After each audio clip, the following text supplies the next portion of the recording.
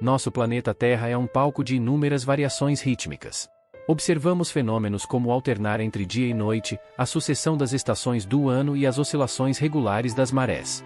Essas alterações, frequentemente breves, são marcadas por uma previsibilidade notável. No entanto, existem outros ciclos que se desdobram em escalas de tempo mais amplas, cujas previsões apresentam maiores desafios. Apesar de sua magnitude temporal, é pouco provável que esses ciclos impactem significativamente a vida cotidiana de cada um de nós.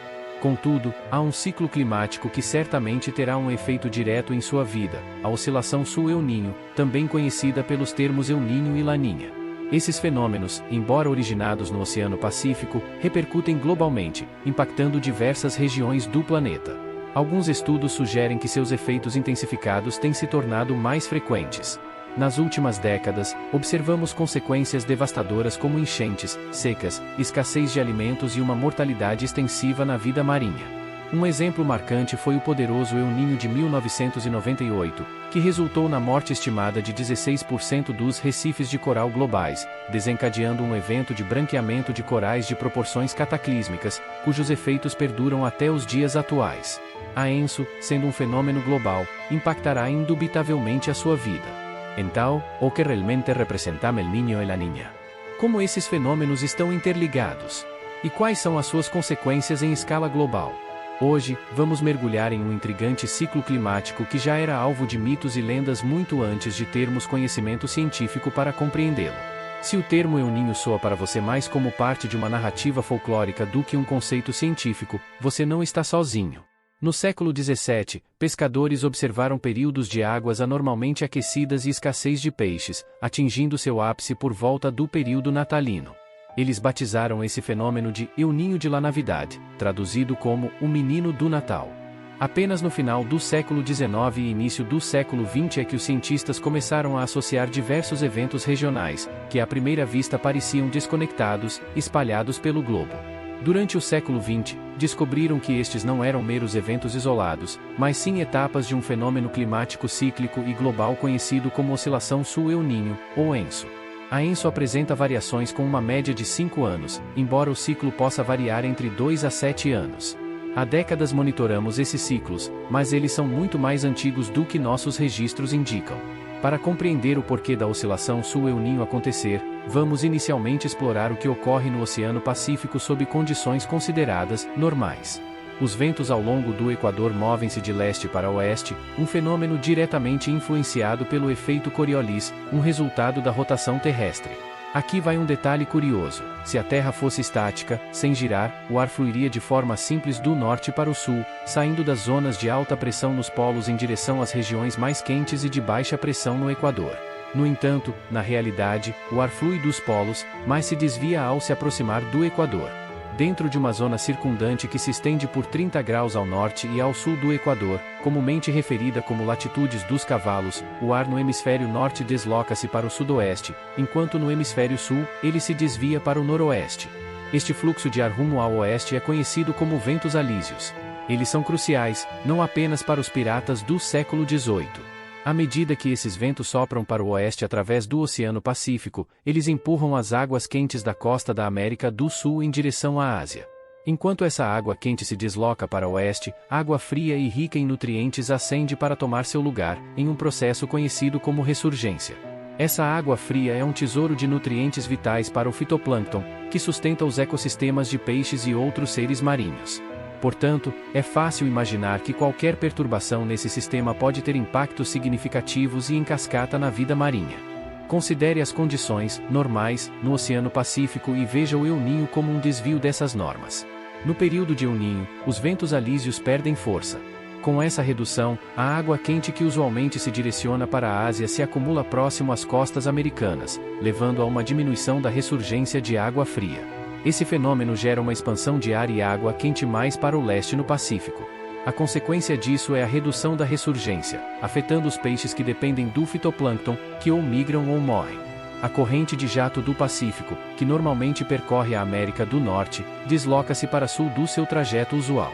Isso faz com que o norte dos Estados Unidos e o Canadá experimentem condições mais quentes e secas, enquanto a costa do Golfo e vastas áreas da América do Sul litorânea enfrentam maior umidade.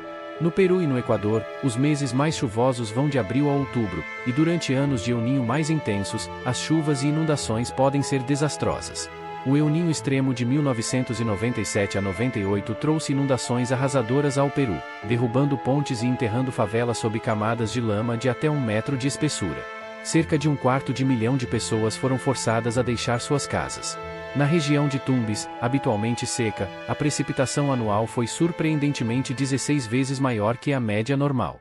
Além das fronteiras das Américas, El Niño desencadeia uma cadeia de eventos que transformam drasticamente o clima ao redor do globo. O aumento das precipitações na América do Sul frequentemente ocorre paralelamente a um período de seca intenso no sul da Ásia e na Austrália. Fomes devastadoras foram documentadas na Índia, e o adiamento da temporada de monções na Austrália pode levar a incêndios florestais em larga escala e altamente destrutivos. Devido à imensidão de suas áreas de vegetação, os incêndios na Austrália estão entre os mais devastadores do mundo, e já há inquietações quanto a um possível grande incêndio em 2023. Os líderes estão naturalmente alarmados, especialmente considerando as recentes tendências de aquecimento global. Vale lembrar que, mesmo em 2020, um ano sem El Niño, os incêndios florestais provocaram cenas de destruição massiva, consumindo 50 milhões de acres de terra. A Austrália, nesta metáfora, assemelha-se a uma caixa de fósforos, com o El Niño atuando como um perigoso acendedor, levando as autoridades a se prepararem para o pior. No cenário global, a temperatura média da superfície durante o El Niño aumenta cerca de 0,1 graus Celsius. Contudo, é importante ressaltar que nem todos os eventos de El Niño são extremos, alguns podem ser bastante moderados, o que é um aspecto essencial a se considerar antes de sucumbir ao pânico. Um episódio médio de El Niño tem a duração entre 9 e 12 meses, embora existam ocasiões raras em que podem se estender por anos. O sistema climático global é intrinsecamente complexo e influenciado por múltiplos fatores. Por essa razão, os impactos do El Niño são mais facilmente compreendidos quando contrastados com o que seria considerado um padrão climático normal, o que explica a singularidade de cada episódio de El Niño. La Niña representa o contraponto náustico sul El Niño. Se El Niño é caracterizado pelo aquecimento, La Niña é marcada pelo resfriamento, embora algumas áreas possam experimentar aquecimento durante este período. Como mencionado antes, el Niño surge cuando os ventos alisios no se enfraquecem, mas durante la Niña, esses ventos se intensificam. Pode-se pensar em El Niño como uma anomalia no padrão habitual e La Niña como uma intensificação desse padrão. Os ventos alísios mais fortes durante La Niña empurram uma maior quantidade de água quente da América do Sul em direção à Ásia, provocando um aumento na ressurgência de água fria nas proximidades das Américas. Esse fenômeno pode gerar um aumento significativo na atividade pesqueira. E para os apreciadores de salmão, há boas notícias. Durante La Niña, espécies que preferem águas frias, como o salmão, são encontradas em águas normalmente mais quentes, onde em condições típicas não sobreviveriam. Na Ásia, a presença de água quente equatorial traz um aumento da umidade, um contraste com as condições de seca características do El Niño, e resulta em mais ciclones tropicais. Na América do Norte, a corrente de jato é deslocada para mais ao norte. Esse fenômeno resulta em secas no sudoeste dos Estados Unidos e chuvas mais intensas no noroeste do Pacífico. Em 2022, a La Niña exacerbou uma mega seca no sudoeste americano, considerada a mais severa em 1.200 anos. Observe, por exemplo, esta foto do Lago Mead, onde se localiza a represa Hoover. A marca clara, conhecida como Anel da Banheira, indica o nível normal da água, que agora está bem abaixo. Com toda essa discussão sobre ventos alísios e correntes de jato, surge a questão: como a La Niña influencia a temporada de furacões? A resposta varia dependendo da localização. Durante a La Niña, o Atlântico tende a experimentar temporadas de furacões mais intensas, devido às alterações na corrente de jato que provocam maior instabilidade atmosférica no sul do Atlântico. Por outro lado, a região do Pacífico geralmente observa uma redução no número de furacões, um reflexo das diferenças regionais desses impactos. No entanto, é importante que os residentes do Pacífico não subestimem essas variações climáticas. El Niño manifesta efeitos que são essencialmente opostos aos da La Niña. Na costa do Pacífico da América do Sul, as águas quentes características do Natal, que outrora levaram os pescadores a nomeá-lo El Niño de la Navidad, não são observadas. Há uma explicação interessante para o termo La Niña ser conhecido entre os pescadores como El Viejo ou o Velho. Durante Laninha, as condições climáticas no Peru e no Chile tornam-se mais frias e secas, o que pode desencadear períodos extensos de seca. Em contraste, o norte do Brasil fica mais chuvoso entre dezembro e fevereiro, e as áreas de baixa altitude da Bolívia enfrentam o risco de inundações devastadoras.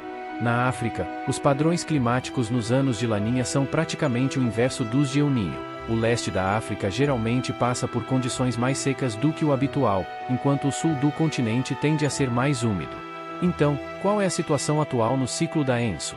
A NOAA baseou essa conclusão na análise das variações na pressão atmosférica superficial entre o oeste e o leste do Pacífico, uma métrica conhecida como Índice de Oscilação Sul-Equatorial, EXOE. A medição mais recente do Índice de Oscilação Sul-Equatorial, EXOE, registrou um valor de apenas 0,1, uma queda significativa em comparação com um do ano anterior, indicando que as condições estão quase voltando ao normal. Ainda é prematuro fazer afirmações definitivas, porém já existem sinais apontando para a possibilidade de um El Niño mais tarde em 2023. Atualmente, a NOAA estima uma probabilidade de 60% para o desenvolvimento de um El Niño até o outono. Isso acarretaria consequências consideráveis, a ponto de a Índia já estar alertando seus habitantes sobre potenciais condições de seca. Existe um outro motivo para prever um El Niño em 2023, baseado em observações históricas. Desde que iniciamos o monitoramento na década de 1950, nunca passamos mais de 4 anos sem um evento de El Niño. Para mim, isso é um exemplo marcante de como a análise dos ciclos climáticos pode ser crucial para nos preparar e assegurar a sobrevivência humana, não só na Terra, mas também em outros mundos no futuro.